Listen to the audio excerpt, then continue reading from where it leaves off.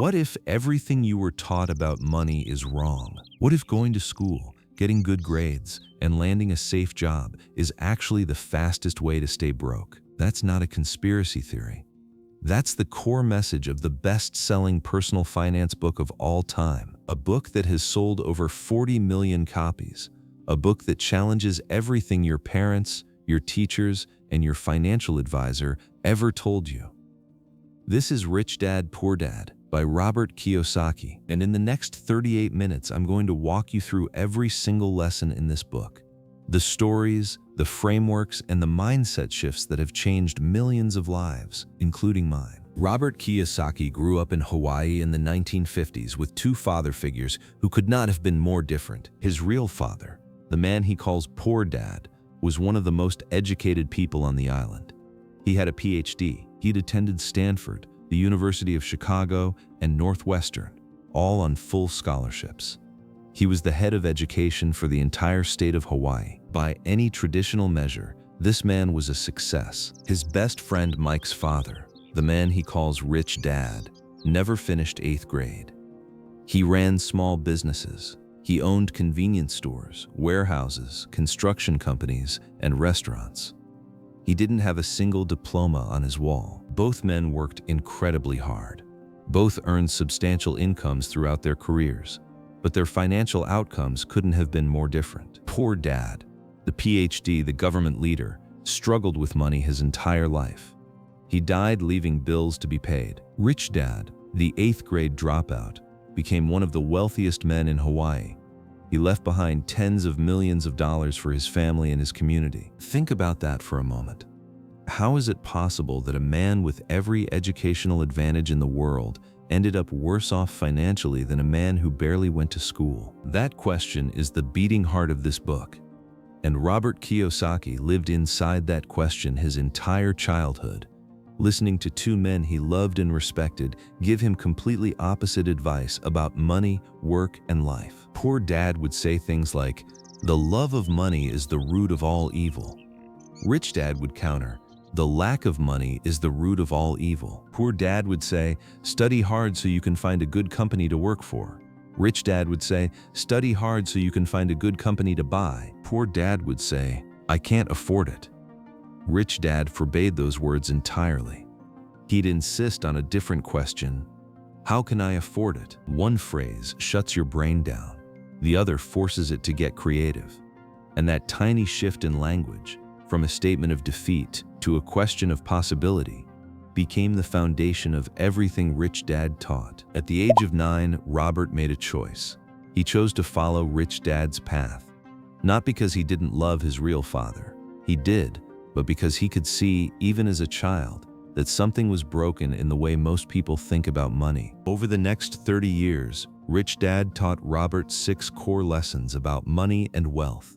6 lessons that were repeated, refined, and reinforced through real-world experience. Those 6 lessons became this book, and today I'm going to walk you through every single one of them. The stories, the frameworks, the mind shifts, everything you need to understand why the rich keep getting richer, why the middle class keeps struggling, and what you can do, starting right now, to change your financial future. Let's begin with lesson 1. It starts with a question from a 9-year-old boy. Robert comes home from school one day, upset. His classmate Jimmy got picked up in a brand new Cadillac, headed to a beach house for the weekend with his friends. Robert and Mike weren't invited. They were told, point blank, that they weren't welcome because they were poor kids. So Robert goes to his father, his real dad, the educated one, and asks the most important question a kid can ask. "Dad, can you tell me how to get rich?" His dad pauses, thinks about it, and admits, honestly, "I chose to be a school teacher. I really don't know how to make money." But then he says something that changes Robert's life. "If you want to learn how to be rich, don't ask me. Talk to Mike's dad." And that's exactly what they do.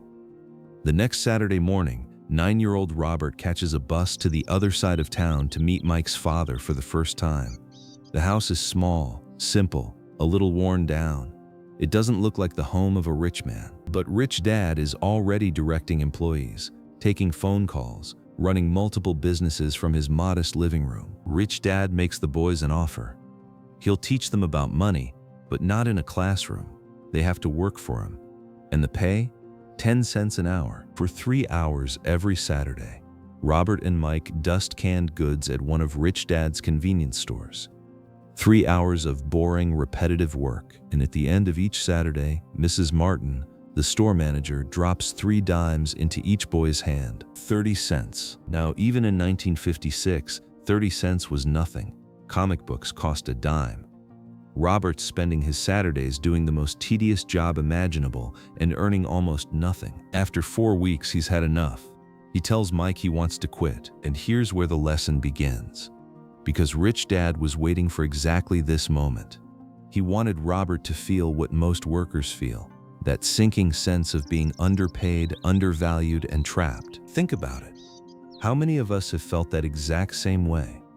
You're working hard, you're doing everything right, and when you look at your paycheck, especially after taxes, it feels like it's never enough. So Robert marches into Rich Dad's office, furious, ready to demand a raise.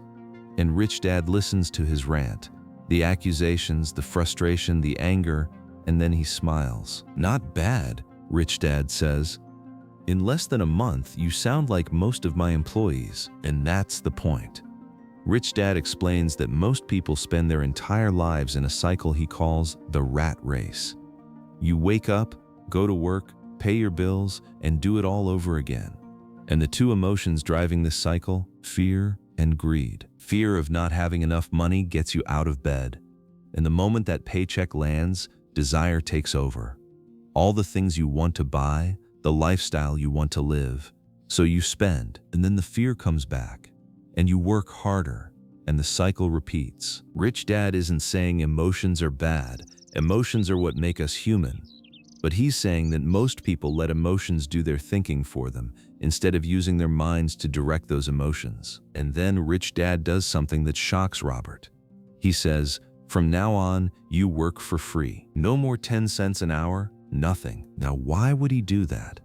Why take away even that tiny paycheck? Because as long as you're working for money, money controls you.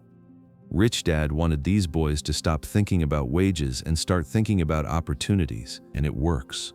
For weeks, Robert and Mike show up every Saturday, work for nothing, and watch. They observe, and one day, Robert notices something he'd never seen before. Mrs. Martin is cutting the covers off unsold comic books and throwing the rest away. The distributor only needs the top half of the cover returned for credit. The actual comics? Trash. Robert asks the distributor if they can have the discarded comics. He agrees, as long as they don't resell them. So what do these 2 9-year-old boys do? They collect hundreds of comics. They set up a library in Mike's basement. They hire Mike's younger sister to manage it. They charge neighborhood kids 10 cents for 2 hours of unlimited reading. They're averaging $9.50 a week. And the best part, they don't even have to be there. Mike's sister runs the whole operation. At 9 years old, Robert Kiyosaki built his first business. He created an asset, a system that generated income without requiring his physical presence. And that, right there, is lesson 1. The rich don't work for money. They build systems, they create assets, and they make money work for them. Now here's where the book gets really practical. Because Rich Dad's next lesson is the foundation everything else is built on. And it starts with a devastatingly simple rule. You must know the difference between an asset and a liability, and buy assets. That's it. That's the rule. Sounds almost too simple, right? But Kiyosaki argues that most people, including highly educated professionals, don't actually understand this distinction. And that misunderstanding is why they struggle financially their entire lives. So let's break it down the way Rich Dad did, using the simplest possible definitions. An asset is anything that puts money into your pocket. A rental property that generates monthly income. Stocks that pay dividends. A business that runs without you. Royalties from a book or a patent. These are assets. A liability is anything that takes money out of your pocket. Your car payment, your credit card debt, your mortgage. Wait, did he just say your mortgage? Yes. And this is the most controversial idea in the entire book. Kiyosaki argues that your personal home, the thing every financial advisor, every parent, every well-meaning friend tells you is your biggest investment, is not an asset, it's a liability. Now, before you throw your phone across the room, hear him out. He's not saying don't buy a home. He's saying understand what it actually is. Every month, your house costs you money. Mortgage payments, property taxes, insurance, maintenance, utilities. Money flows out of your pocket. That's the definition of a liability. A rental property that someone else pays you to live in? That puts money into your pocket every month? That's an asset. The difference isn't the building. It's the direction the cash is flowing. Kiyosaki illustrates this with 3 simple patterns that show how money flows through the lives of 3 different types of people. The poor person earns income and it goes straight to expenses, rent, food, transportation, taxes. There are no assets and no liabilities, just survival. The middle-class person earns more, but their liabilities grow with their income. They buy a bigger house, a nicer car, take on student loans and credit card debt. Their income goes straight through to mortgage payments, car payments, and loan payments. They look successful on the outside, but their money is working for everyone else: the bank, the government, the auto dealer. The rich person? Their income comes primarily from their asset column: rental income, dividends, interest, royalties, business profits, and those assets keep generating more income, which they reinvest into more assets. The asset column keeps growing, the income keeps rising, and the cycle accelerates. Kiyosaki drives this home with a powerful historical example. In 1923, a group of America's wealthiest and most powerful men gathered at a hotel in Chicago. The head of the largest steel company, the president of the biggest utility, the president of the New York Stock Exchange, titans of industry. 25 years later, most of them were bankrupt, in prison, or dead, several by their own hand. These were some of the richest people in the world.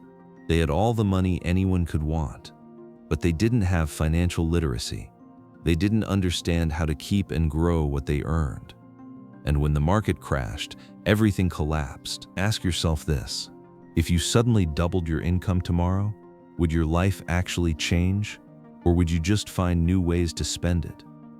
A bigger apartment, a nicer car, a fancier vacation. Kiyosaki says that for most people, more money just means more spending, because the problem was never the income.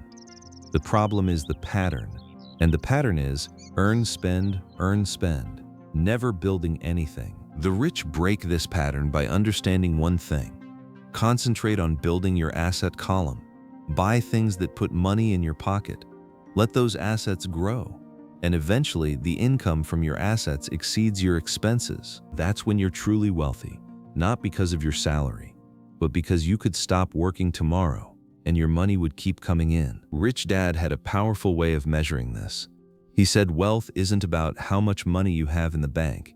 It's the number of days forward you can survive without working. If your monthly expenses are $2,000 and your assets generate $2,000 a month in passive income, you're wealthy. Not rich in the flashy sense, but free. And that's what this entire book is really about. Not getting rich, getting free. So here's a question most people never think to ask. What's the difference between your profession and your business? Most people think they're the same thing. Someone asks what you do, and you say you're a banker. But do you own the bank? No. Then banking is your profession, your job. It's how you earn money for someone else. Your business is your asset column. It's what you're building for yourself. And Kiyosaki argues that most people spend their entire careers minding someone else's business instead of their own. He illustrates this with one of the best stories in the book. In 1974, Ray Kroc, the founder of McDonald's, was speaking to a group of MBA students at the University of Texas. After his talk, he joined them for beers and asked a simple question: "What business am I in?" The students laughed. Everyone knows McDonald's sells hamburgers. Kroc shook his head. He told them he wasn't in the hamburger business. His business was real estate. Think about that. McDonald's is the largest single owner of real estate in the world. They own more property than the Catholic Church. Every franchise location sits on land owned by McDonald's corporate. The hamburgers are the profession. The real estate is the business. Kiyosaki's point is this: keep your day job if you need to, but start building your asset column on the side. Don't wait until you're ready. Don't wait until you have enough money. Start now. And once a dollar goes into your asset column, think of it as your employee. It works for you 24 hours a day. It never calls in sick. It never asks for a raise. It just keeps making you money. Here's another insight that really struck me. Kiyosaki says that as an employee, you're actually working for 3 entities, not one. First, you work for the company, making the owners and shareholders richer. Second, you work for the government. They take their cut in taxes before you even see your paycheck. And third, you work for the bank, your mortgage payment and credit card debt. By the time those 3 take their share, what's left for you? That's why minding your own business is so critical. It means building assets, real estate, stocks, bonds, businesses, intellectual property that generate income for you, not for someone else's bottom line. And here's the mindset shift that really separates the wealthy from everyone else. Kiyosaki says the rich buy luxuries last, not first. The poor and middle class see something they want: a nice car, a vacation, designer clothes, and they buy it on credit. They look rich, but they're actually sinking deeper into debt. The truly wealthy build their asset column first. And then, when their investments are generating enough cash flow, they let those assets buy the luxuries for them. The luxury becomes a reward for financial discipline, not a shortcut to looking successful. Let me ask you something. If taxes were originally designed to only affect the wealthy, how did the middle class end up paying the biggest share? Kiyosaki's rich dad had a fascinating take on this. He saw the history of taxation as a kind of bait and switch. In both England and America, income taxes didn't always exist. They were temporary measures to fund wars. When permanent income tax was introduced, in England in 1874 and in America in 1913, it was sold to the public with a promise: only the rich would pay, and the masses voted for it enthusiastically. Take from the rich, give to everyone else. The Robin Hood story. Rich Dad had a different name for Robin Hood though. He called him a crook. But here's what happened. The government's appetite for money grew, and it grew fast. Pretty soon, the tax burden crept downward, from the wealthy to the upper middle class, then the middle class, then everyone. The very people who voted for the tax ended up being crushed by it. And what did the rich do? They adapted. They didn't sit around complaining. They hired smart attorneys and accountants. They found legal ways to minimize their burden. And their most powerful tool? The corporation. Kiyosaki explains that a corporation is nothing magical. It's just a legal entity, a file folder sitting in an attorney's office, registered with the state.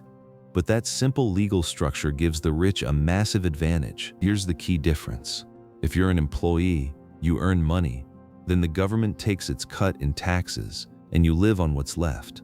Earn, get taxed, spend. If you own a corporation, you earn money, then you spend on legitimate business expenses, pre-tax, and you only pay taxes on what's left over. Earn, spend, then get taxed. Same income, completely different outcome. The corporation owner can pay for cars, travel, meals, insurance, and education through the business, all with pre-tax dollars. By the time the tax bill arrives, there's far less to tax. Now, Kiyosaki isn't telling you to cheat on your taxes. Everything he describes is completely legal. He's saying the rules exist for everyone, but most people don't know the rules. And if you don't know the rules, you can't play the game. He shares his own experience to make this real. While working as a salesman at Xerox in the 1970s, Kiyosaki was simultaneously building a real estate portfolio through his own corporation. His colleagues saw him driving a Porsche and assumed he was blowing his commissions, but he wasn't spending his sales income. He was investing it into properties through his corporate entity.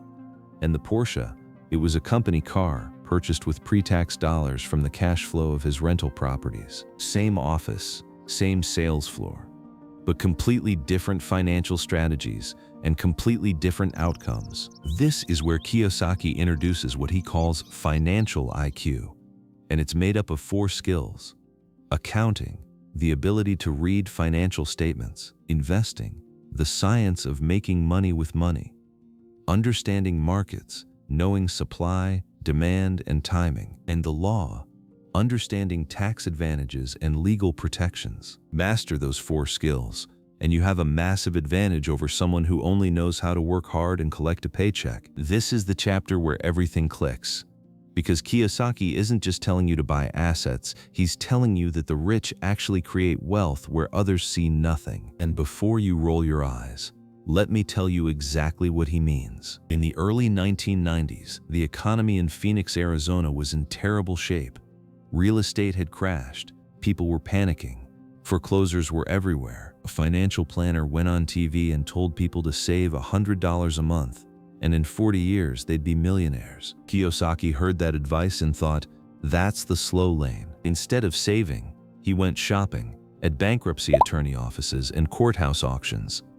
He found houses that were worth $75,000 being sold for $20,000 or less. Here's what he did. He borrowed $2,000 from a friend for 90 days, used it as a down payment to buy a house at auction for $20,000. Before the deal even closed, he ran an ad, $75,000 house for $60,000, no money down. The phone rang off the hook. Buyers lined up. The house sold in minutes. He created a $40,000 promissory note, essentially a loan from the buyer back to him, earning 10% interest annually. That's $4,000 a year in passive income. He paid his friend back the $2,000 with $200 in interest. His total cash invested, $0. His return on investment, technically infinite. And he did this 6 times. In roughly 30 hours of total work, he created about $190,000 in assets, generating around $19,000 a year in income. Now think about this. How long would it take to save $190,000 at $100 a month? Over 150 years. And you'd be paying taxes on the interest the whole time. Kiyosaki isn't bragging. He's illustrating a point. Financial intelligence creates options that hard work alone never will. The same opportunity was available to everyone in Phoenix. The houses were sitting there, but most people were too afraid of the downturn to see what was right in front of them. The best opportunities aren't spotted with your eyes. They're spotted with your mind. He shares another example. A small house he bought in Portland, Oregon for $45,000 during another downturn. He rented it out, generating a modest cash flow. A year later, when the market recovered, he sold it for $95,000, used a tax-deferred exchange to buy a 12-unit apartment building, sold that for nearly $500,000, exchanged again into a 30-unit building in Phoenix, generating over $5,000 a month. It all started with $5,000 down on one little house. Small seeds, planted wisely, can grow into something enormous. Kiyosaki says there are 2 types of investors. The first type buys packaged products off the shelf, mutual funds, index funds, whatever their financial planner recommends. That's fine, it's safe, but the returns are modest. The second type creates investments. They find opportunities others miss. They figure out how to raise money. They assemble deals from pieces, and that's where the massive returns live. But here's the thing. You can't become the second type without education, without financial literacy, without understanding numbers, markets, and the law. That's why Rich Dad hammered these skills over and over. It's not about being a genius, it's about being prepared. As Kiyosaki puts it, it's not gambling if you know what you're doing. It's only gambling if you throw money at something and pray. Quick question. If you could cook a better hamburger than McDonald's, and let's be honest, most of us probably could, then why does McDonald's make more money than you? The answer is obvious once you hear it. McDonald's isn't the best at making hamburgers. They're the best at business systems, sales, marketing, delivery, supply chain, franchising, real estate. And this leads to Kiyosaki's 6th lesson, which might be the most counterintuitive of all. Don't work for money. Work to learn. He tells a great story about a young newspaper reporter in Singapore who says she dreams of being a best-selling author. Kiyosaki reads her work and admits it's excellent. Her writing is far better than his, so he suggests she take a sales course. She's horrified. She has a master's degree in English literature. Salespeople are beneath her. She storms out of the interview, and Kiyosaki just points to her own notepad where she'd written his title, Robert Kiyosaki, best-selling author. Not best writing author, best-selling. He freely admits he's a terrible writer, but he learned to sell, and that one skill, combined with decent writing, made him one of the wealthiest authors alive. Meanwhile, brilliant writers with master's degrees earn almost nothing because they never learned how to market their work. How many talented people do you know who are struggling financially? Not because they lack skill, but because they're missing one additional skill that would change everything. Kiyosaki says most people are just one skill away from great wealth. And that skill, more often than not, is the ability to sell. Rich Dad's advice was the opposite of what schools teach. Schools say, specialize, go deep, become an expert. Rich Dad said, learn a little about a lot. Understand sales, marketing, accounting, management, communication, and investing. That's why Kiyosaki joined the Marine Corps. Not because he loved war, but because he wanted to learn leadership. That's why he took a job at Xerox, not for the paycheck, but because they had the best sales training program in America. Each job was chosen for the skill it would teach, not the money it would pay. The main management skills needed for success: cash flow management, systems management, people management, and the most important specialized skill of all, the ability to sell and communicate. If you can communicate, persuade, and negotiate, you have a foundation that works in any industry, any market, any economy. So if these 6 lessons are so straightforward, why isn't everyone rich? Kiyosaki is honest about this. Even financially literate people hit roadblocks. And he identifies 5 obstacles that stop most people from building real wealth. The first is fear. Everyone is afraid of losing money. The rich feel it too, but the difference between the rich and the poor is how they handle that fear. Rich Dad loved to tell stories about Texas. He'd say, Texans don't bury their failures, they turn them into rallying cries. The Alamo was a devastating military defeat. Every defender died. But did Texans let that destroy them? No. They screamed, "Remember the Alamo," and used that loss to fuel one of the greatest comebacks in history. For winners, failure is fuel. For losers, failure is the end. The biggest secret of successful people is simple. They're not afraid of losing because they know that losing is part of the process. Think about learning to ride a bike. You fell a lot, but each fall taught you something. You didn't quit. You got back up. So why do we treat money differently? The second obstacle is cynicism, the chicken little inside all of us. Kiyosaki tells the story of a friend named Richard who found a condo in Phoenix for $42,000, a unit worth $65,000. A no-brainer deal. He bought it, then went home to Boston and told his neighbor about it. The neighbor, who had never invested in anything, said it was a terrible deal. Richard backed out. A few years later, that condo was renting for $2,500 a month in peak season and was worth $95,000. Richard let an uninformed person's opinion cost him a fortune. And this happens every day. People listen to their chicken little friends and family instead of analyzing the numbers for themselves. Rich Dad put it simply: cynics criticize and winners analyze. One closes your mind, the other opens your eyes. The third obstacle is laziness, but not the kind you'd expect. The most common form of laziness isn't sitting on the couch doing nothing. It's keeping yourself so busy with work, family, and obligations that you never address the most important things, like your financial health. The cure? A little healthy greed.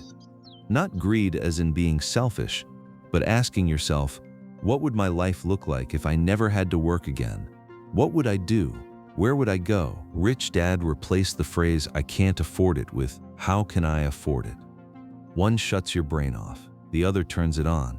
And the difference between those two phrases might be the single most important mindset shift in this entire book. The fourth obstacle is bad habits. And the most important one is this: pay yourself first. Most people pay their bills first. Mortgage, taxes, credit cards, and if there's anything left over, they save a little. Usually there's nothing left. Rich Dad did the opposite. He paid his asset column first. Then he used the pressure of owing money as motivation to find creative ways to generate more income. That pressure is the point. It's like going to the gym. Nobody wants to go. But once you're there, you get stronger. The financial pressure of paying yourself first forces your brain to get creative. It forces you to find new sources of income instead of just accepting what's left over. The fifth obstacle is arrogance. Kiyosaki says it simply: what I know makes me money. What I don't know loses me money. And arrogance is when you pretend you know something you don't. The fix is the simplest of all five. When you find yourself ignorant in a subject, educate yourself. Read a book, take a course, find someone who knows more than you. The willingness to learn is the foundation of every form of wealth. In the final chapters, Kiyosaki stops talking theory and gives you a practical playbook. He outlines 10 steps he personally followed on his path to financial freedom. Let me walk you through the most powerful ones. Step 1. Find a reason greater than reality. You need a deep emotional why. Not just "I want more money." Something real. Kiyosaki's was freedom. He didn't want to work for someone else his entire life. He didn't want to miss his kids' games. He wanted to travel the world on his own terms. Without that kind of burning motivation, the road is too long and the obstacles too big. Step 2. Make daily choices. With every dollar that enters your hand, you're choosing to be rich, poor, or middle class. Most people choose the path of least resistance. Spend now, worry later. Kiyosaki says, invest first in your education. Your mind is your greatest asset. Step 3. Choose your friends carefully. He's not saying ditch your broke friends. He's saying learn from everyone. Learn what to do from your wealthy friends. Learn what not to do from your struggling ones. But be careful who you let influence your financial decisions. Don't let people who've never invested tell you investing is too risky. Step 5 is the most important. Pay yourself first. We covered this in the obstacle section, but Kiyosaki can't emphasize it enough. Self-discipline is the #1 factor that separates the rich from everyone else. Not intelligence, not luck, discipline. He tells a beautiful story about a friend whose 16-year-old son wanted a car. Instead of buying him one, the father gave the son $3,000, but with a catch. He couldn't buy a car directly. He had to invest the money in stocks and grow it to $6,000. Only then could he buy the car with the profits. The kid lost most of the money early. But instead of giving up, he became obsessed with learning the stock market. He devoured books, studied the Wall Street Journal, and started understanding how money actually works. The father said it was the best $3,000 he'd ever spent on his son's education. Because the lesson wasn't about the car. It was about developing a relationship with money built on knowledge instead of impulse. Step 7. Be an Indian giver. Not the way it sounds. Kiyosaki means always ask 2 questions before investing. How fast do I get my money back? And what do I get for free? The smartest investors recover their initial capital as quickly as possible, then hold the asset, which is now essentially free. That's how you build wealth that compounds forever. And step 10. Teach and you shall receive. Rich Dad believed deeply in giving first. Give money, give knowledge, give time, and it comes back multiplied. Teaching is one of the most powerful ways to learn, because explaining something to someone else forces you to understand it at a deeper level. In his closing pages, Kiyosaki brings everything together with one final framework that ties the entire book into a single, actionable idea. There are 3 types of income in the world. Ordinary earned income. That's your salary, what you get from trading your time for money. This is the most heavily taxed form of income. Portfolio income. That's money from paper assets like stocks and bonds. Capital gains, dividends, and passive income. That's money from real estate, royalties, business systems, income that comes in whether you're working or not. This is the least taxed form of income. Rich Dad's core lesson. The thread that runs through every chapter. The key to financial freedom is converting earned income into passive and portfolio income as quickly as possible. Your job, that's earned income. Use it as fuel. But the goal isn't a bigger paycheck.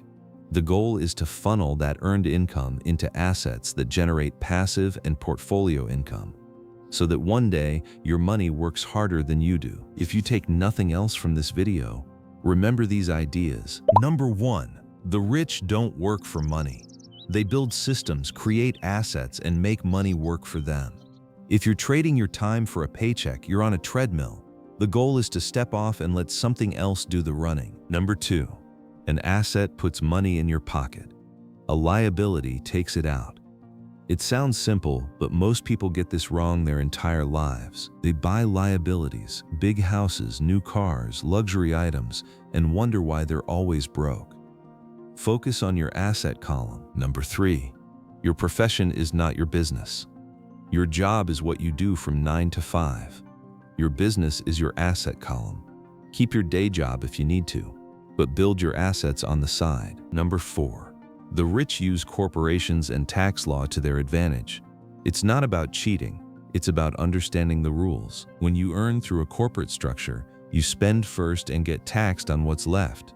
When you earn as an employee, you get taxed first and spend what's left. That's a massive difference over a lifetime. Number 5, financial intelligence is more important than money. Money without knowledge is temporary. Knowledge without money is just the beginning. Invest in your financial education before you invest in anything else. Number 6, work to learn, not to earn. Choose jobs and experiences that build your skill set, especially sales, marketing, and financial management. The most important skills aren't taught in school. And number 7, the biggest obstacle to wealth isn't the economy, the government, or your starting point. It's fear. Fear of losing money, fear of what others will think, fear of failing. The people who build real wealth aren't fearless. They just refuse to let fear make their decisions for them. Kiyosaki's message is ultimately hopeful. It doesn't matter where you start. It doesn't matter how much you earn right now. What matters is what you choose to do next. Every dollar is a choice. Every day is a choice. And the gap between where you are and where you want to be, it's bridged by education, action, and the courage to think differently. Robert Kiyosaki started this journey at 9 years old, sitting in a dusty convenience store, working for 10 cents an hour. He didn't come from money. He didn't have any special advantages. He just had a mentor who taught him to see the world differently. And the beautiful thing about this book is that it gives that same mentor to you. These 6 lessons, these principles that have changed 40 million lives, they're available to anyone willing to listen. As Kiyosaki himself says, money is only an idea. If you want more money, change your thinking. Start small. Start now. Learn how money works. Build your first asset and let compound growth do the heavy lifting over time. So here's my question for you. Which of these 6 lessons hit you the hardest? Was it the difference between assets and liabilities? Was it the idea of paying yourself first? Was it the rat race? Drop it in the comments. I read every single one. If you want to dive deeper into the actual book, I've put links to get it on Amazon and listen for free on Audible in the description below. And if you want more book summaries like this one, deep, complete, no shortcuts, hit that subscribe button. I publish new ones every week. Remember, you are only one book away from changing your life. I'll see you in the next one.